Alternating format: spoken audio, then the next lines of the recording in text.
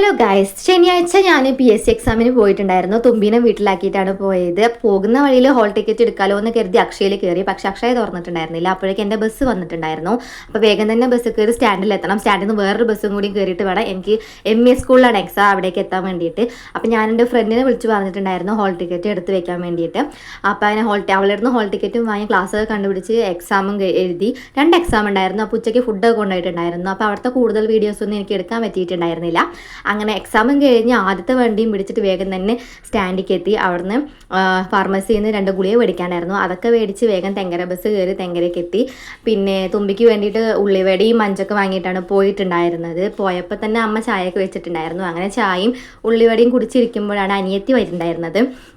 അങ്ങനെ അവളും ചായയും ഉള്ളിവടയൊക്കെ കുടിക്കായിരുന്നു. അതിൻ്റെ ഇടയിൽ തുമ്പീനെ കാണാൻ റിച്ചുവും വന്നിട്ടുണ്ടായിരുന്നു. അവർക്ക് തുമ്പീനെ ഭയങ്കര ഇഷ്ടമാണ്.